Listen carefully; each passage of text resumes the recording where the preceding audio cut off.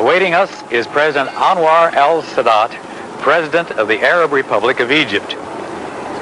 In November 1977, President Sadat, on his historic peace initiative, told the Israeli Knesset he had come to demolish a wall of rejection, fear, hallucination. Today, he and I are going to take a swing at another wall, a wall much older, far longer, and in some countries, just as high. Thank you so very much for the privilege of being with you today, Mr. Sadat. Well, thank you. On the very day that I left for Egypt, the first copy of your book came off the press, and I've been entrusted with the honor of delivering it to you personally, In Search of Identity. Thank you very much. Thank you very much. That's an intriguing title. What did you mean about that, by that title? Well, it is this. In search for my identity, really, I was searching for the identity of my nation. And you shall see that everything happened here coincides with the history of my country in the since the time I was born until this moment. You know, Egypt has had some very great kings, but I don't know of any head of state of Egypt who has really laid down his life for his people as you have. I feel that it is a great responsibility and that God that has put me in this position. So I must fulfill my mission. And every human being has got a mission. The difference between the human being that lives even after his death and the other that ends by death, it is the mission. Everyone has got a mission. Yes. You know of the identification that we Christians have felt with Israel, and that God is telling us, without taking our one arm around Israel, we should put our other arm around you. But you Arabs have an identification with Israel too. They have lived among us, believe me. The only place in the world that there has never been any discrimination was in the Arab world, where the Jews lived with us in complete harmony and on the same status. This is historically known. In Europe it was different. In every place it was different. Well, it's rather interesting, isn't it, that in Spain, during the Moorish rule, which of course was Muslim, the Jews prospered greatly, and then the Moors were ousted, and the Inquisition took over, and the Jews had to leave the country. That's right. That's right. In the Islamic Empire, doctors, scientists, professors, in every way, the Jews are lived with us, and they are in our history. More than that, our father is one. What do you mean when you say you have the same father? Would you just go into that? Our father is one, Abraham. You know, yes. Abraham has married Sarah. Israel, and he has a son, Israel. After that, he has married an Egyptian woman called Hagar. Yes. And he has Ishmael as his son, and he has put them there in Mecca, where our the holy house of God is there in Mecca, in the same place that Abraham put his wife Hagar and his son Ishmael. Well, Ishmael is the father of the Arabs. Israel is the father of the Israelis. Well, they are brothers, Ishmael and Israel. I know that you're very much concerned about the wall between Israel and Egypt, but I think you're equally concerned about the wall between the Christian and the Muslim. Is that true? Well, fortunately, we don't have this wall here in Egypt. But, yes, in some places, because maybe of illiteracy or so, or of maybe historical reasons like the Crusades or so, but a true Muslim will never be a true Muslim without recognizing recognizing Moses, the Bible, Christ.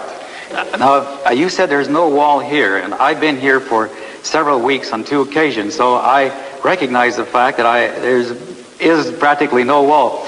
And yet, there is a rumor around in the United States that a law has been passed here that any Muslim who converts to another religion is executed. Well, this is completely not true.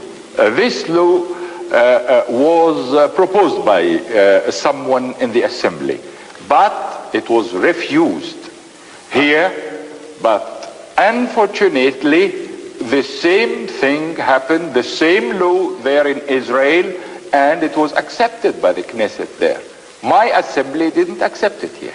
Well, you know, Americans are extremely concerned about religious liberty because, after all, that was our reason for our founding in the first place. You mean a man like, for example, Billy Graham could come here and hold a crusade in a stadium or something like that? Why not? Why not? Why not? I am planning, whenever the Israelis withdraw from Sinai, to build on the mountain, Sinai mountain that God spoke to Moses. Yes. This is in my land in Sinai. I'm going to build a mosque, a church, a synagogue in one site. And the prayers to be prayed in the same moment by Muslims, Christians, and Jews. I don't know if you're aware of how much ignorance there is about the Muslim religion among us Christians, but I grew up as a schoolboy thinking of Allah as a very vindictive, cruel Muslim deity who just rewarded with instant paradise the Muslim who died putting us infidels to the sword. So I almost felt as if there was a bounty on my head. You see, this has started with the Crusades. It has a background. Oh, yes. Every part of us condemned the other as infidels. The Christians accused the Muslims as infidels, and the Muslims accused the Christians as infidels. No. Quran is here. I had a very interesting discussion with Chancellor Schmidt, the Prime Minister of West Germany.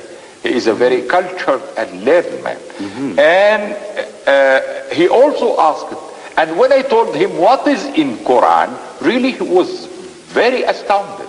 The only difference between Christianity and Islam is this. In Quran we say this: God has taken Christ to heaven. I see. He was not killed. A man in his imitation was killed. In Islam, we don't want, we were told here that Christ has been elevated to God and he has not been killed or crucified, but an imitation of him. This means that we have great estimation to Christ to the extent that God didn't permit his crucifying, but took him to heavens. I guess this is the crux of our difference then, isn't it? Because for us, his death was atoning for our sins, you see, so that's why the cross is the symbol of our faith. So we disagree on that area. Do you believe that Christ is coming back? It is stated in our Quran, before the day everyone will recognize Christ. Is that right? Yes, here in Quran.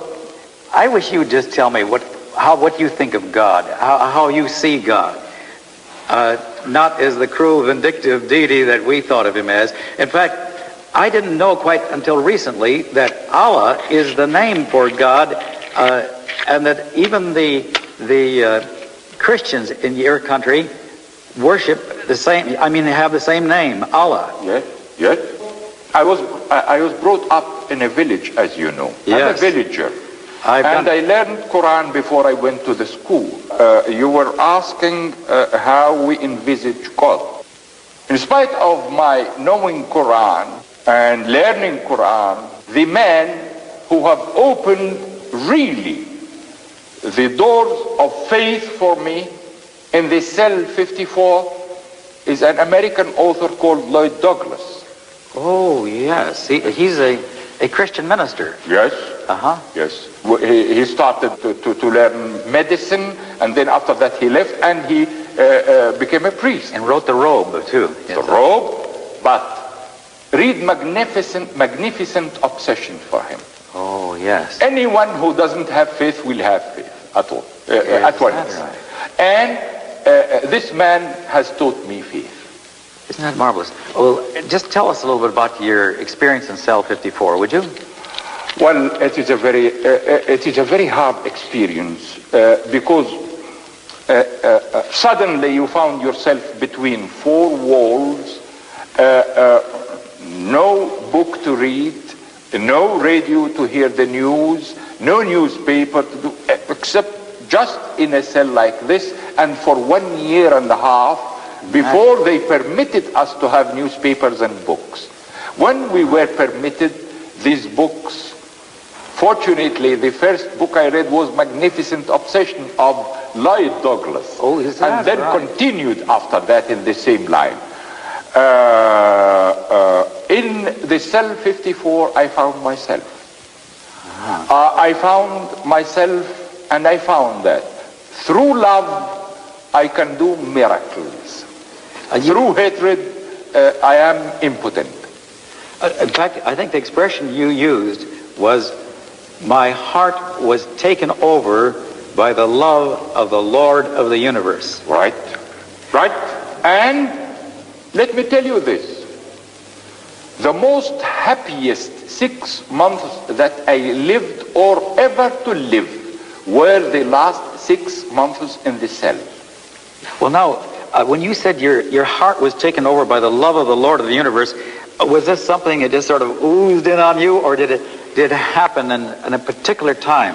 No, it is part of my nature, but I couldn't recognize it before I was put in the cell. Let me tell you this. In two places you will find yourself, either in prison or in war. You will find your true self. I found my true self because out of prison, like any other one, and because of this civilization, material civilization, and the man's needs, and so one is always preoccupied. He didn't have the time to meditate or to live inside himself. In this cell, you are either you learn to live inside yourself, or you will become mad, because in four walls with nothing to do. True. So I found myself. You know, I had an experience of being overwhelmed by the love of God. In fact, I could define it almost in exactly your terms, of my heart was taken over by the love of the Lord of the universe. But when I tried to share it with people in my own rather formal church, they looked at me askance. And I was wondering, did you find people responsive that to the experience you had, or did they think you were talking a foreign language? As I told you, when I had this discussion with Helmut Schmidt, the Chancellor of West Germany, and because of the new facts that I told him in Quran, he told me, why don't you write a book? I promised to write a book on this, on the three religions, and you will find that it is one religion according to Quran. I promised, and he asked me to write the foreword of this book. I gave him my word, and I shall be writing this book. Chancellor Helmut Schmidt of Germany will be writing the foreword of this book. Well, what happened as a result? You discovered there in the cell, I think you said that God wasn't just someone way up there, but he became your personal friend. That's right. And this was such a liberating experience. I think you said you were set free in that moment. Right. from fear of man Right. and from hatred. Hatred Today you can hate no and man. from the material needs. I see. So it really was a liberating experience in prison then, wasn't it? It is. And as I told you, in two places only you can find yourself, either in prison or in war. As you know, we evangelicals have been, you might say we've had our arm around Israel and our back towards the Arab world. We've been so completely identified with Israel, first of all, because all of our origins are there, our prophets and apostles and Jesus Christ, and the Bible is all of Jewish origin. Also, you know, we feel that in the prophecies, do you remember Moses stood towards the close of his career, first on the Mount of Blessing, then the Mount of Cursing, and you remember on the Mount of Blessing he told the Israeli people what would happen if they followed God, and the Mount of Cursing, the curse that would befall them. And he said, if you don't, are not faithful to God, God will scatter you to the ends of the earth. And then he won't wash his hands of you. He'll bring you back to Israel. And of course, when they started coming back, we saw this as a plan of God. And when we felt that the Arab world was not accepting the right of Israel to exist, then we felt we had to take sides with Israel against the Arab world. But when you, at your historic peace initiative, announced to the Israelis, we accept your right to exist in peace and security based on justice, then suddenly you, instead of being a menace, as it were, we saw in you an instrument of God. I shall always consider my initiative, as I said, a sacred mission. And I shall always be proud of it, and I shall always be proud that this is the most important action that I have done during the whole of my life. Be sure of this. Right now, there seems to be a stalemate, doesn't there, in your peace initiative? As I have already stated before, unfortunately, really, we are having two languages. No one can understand the other. No. From our side, after my initiative to Jerusalem, we have no complexes at all, no bitterness, no hatred, and we have changed it completely by my initiative. I'd like to ask you some questions about your faith. You look forward to the ultimate triumph of good. Yes, and love. Yes, and it has been proven through 59 years that I lived until this moment. At the end, the good triumphs. What makes you think this? In view of the fact that the history of endless warfare and conflict, what makes you think that good is going to triumph?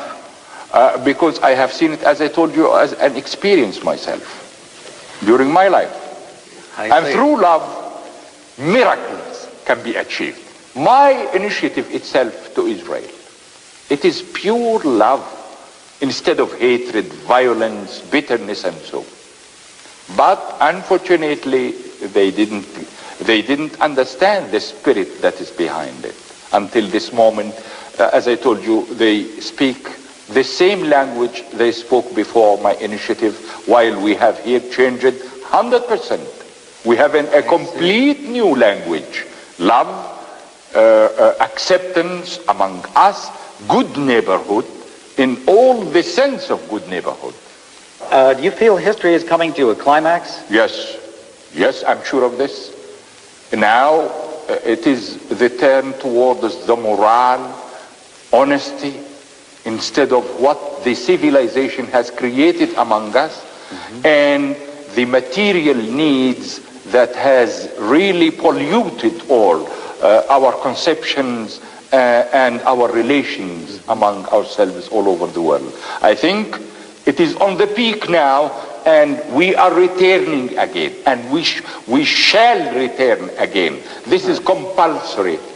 We shall return again. Now, we evangelical Christians believe in a organized intelligence, evil intelligence called Satan. Do you believe that there is a Satan, or do you just think of the power of evil? Yes, for sure I believe in Satan. I believe there is a Satan because it is stated in Quran here. We share a belief in the afterlife, of course, don't we? Right? You believe in paradise Yes. and in hell too? And in hell, yes. Now, what determines who goes where?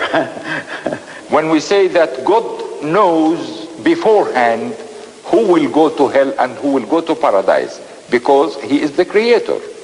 But it is for us.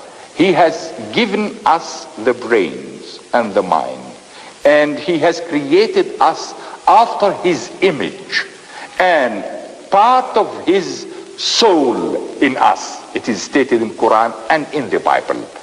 So it is for us to choose. Here is the wrong, here is the right, and here is the wrong. According to this, what we choose, we choose ourselves, we shall be in the day either in hell or in paradise. Depending upon on what we... You have the choice. The choice between heaven and hell. Everybody would choose heaven. Between right and wrong. And on this, because God, as I told you, has created us after his image.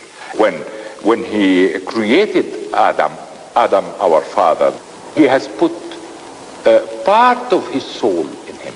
I see. Well, this is something we really have in common, that we believe in the importance of the individual, because man is created in the image of God. And, and this is one reason why we believe in human liberty, isn't it? That is what I'm telling you. We have no differences among us at all. It is illiteracy or fanatism that has created this. The three religions are one. Now, let's see. Your attitude towards Muhammad is quite different from our attitude towards Christ, isn't it? Now, you don't believe he was divine, do you? No, he's a human being. And yet, he's the highest authority figure next to God in your mind, isn't he? He is a prophet that came from God, that was sent by God to teach us Islam. Now, do you believe he wrote the Quran? No, it came to him from God. I see. Yes. In fact, you don't even like to be called Mohammedans, do you? Do you know that he was illiterate? Is that right? He was illiterate, and Quran is master in the language. How could an illiterate man write a masterpiece in language? This is one of his miracles, because Muhammad didn't bring miracles like Jesus brought, and we recognize it 100%. All what Jesus has done and miracles, it is in Quran. Oh, is that? Yes, in Quran. Well, now, I guess we have quite a different concept. I think this would be the big difference between us, because we see Jesus, of course, as a God who came down and shared our lot and became man, the Son of Man, as he described himself, so that we could become the sons of God. And so he is at the right hand of God the Father in our faith. Well, we differ on this. Yes. Mr. Sadat, there's one more thing I wanted to ask you about. I've heard your wife has spoken of this mark in your head as where evidence of your prayer life. Because of the prayers. Yes. Now, we Christians think of Muslims as repeating prayers, but I get the impression that you pray spontaneously to God, don't you, too? 5 times a day. I see. When you pray that way, do you pray stated prayers, or do you sometimes just tell God whatever on your heart? Well, there is a certain movement that one makes in prayer, as you know. You don't pray, for example, as you walk down a street or anything. You feel that you must be in a position of reverence. Well, you can have this, but those 5 prayers are compulsory. Oh, yes. But you make quite a bit of praying during the night, though, too, don't you? Yes, you can do it whenever you can, whenever you would like to do it, or you have the time to do it. Do you pray in your own words, or can you pray in your own words, or must you use stated prayers? These are, as I told you, we recite Quran. Everything we say in the prayer is from Quran. You know, in the United States, at the founding of the nation, when the First Continental Congress made, there was a tremendous argument about states' rights versus the sovereignty of the federal government, and they reached an impasse, and it was looked as if it was impossible to resolve it. And so the delegates began going home, and Mr. Benjamin Franklin said, "Gentlemen, we've tried every human recourse, and it has failed." And so he said, "Why don't we get down on our knees and ask the help of God?" And so they stopped their debate, and they got down on their knees. They prayed together for God's help, and the impasse was broken, and as a result, the United States of America was formed. Now, we've just been talking about the common origin and the common heritage that Muslims, Christians, and Jews have. Wouldn't it be wonderful if all three religions could have the same day to pray for each other and for peace in the Middle East? And you and Mr. Begin and Mr. Carter could each invite your co-religionists, one representing the Jew, one the Israeli, and one the Christians, around the world to join on that day. And every synagogue and mosque and church in the world could be open on that day. Wouldn't that be exciting? It would be very exciting. Could I? And let me make this proposal. All right, fine. Could you read it out loud? The Middle East is the birthplace of Muslim, Christian, and Jewish religions, each having much in common with the other. Jews, Muslim, and Christians worship the God of Abraham, Isaac, Ishmael, and Moses, creator of the world and the source of all good. Believers of all three faiths are carrying out for a just and lasting peace. For wars, endless debate, vast human effort has failed to produce this peace. Before God, the merciful, the compassionate, the wise, the good, the just, the best and wisest of men must confess proneness to error and need of his help. I have a proposal here to make. Okay, good. We agree to invite our nations and believers everywhere to join us in making the day our father Abraham sacrificed his son as an occasion from which the three religions started. Let us make this day a day for prayer for Christians, Muslims, and Jews to join hearts and voices in prayer for peace in the Middle East. May I add that this prayer every year in this same day I shall be doing myself on Mount Sinai with in the mosque and in the church and in the synagogue in the same vicinity. This is a historic moment. Would you like to invite Mr. Carter and Mr. Begin to join you in this? Sure, shall be inviting them. And the Pope Paul, I have asked him this when I met him last February on my way back from the States. I have promised to invite him myself personally to this prayer. Isn't that exciting? Yes.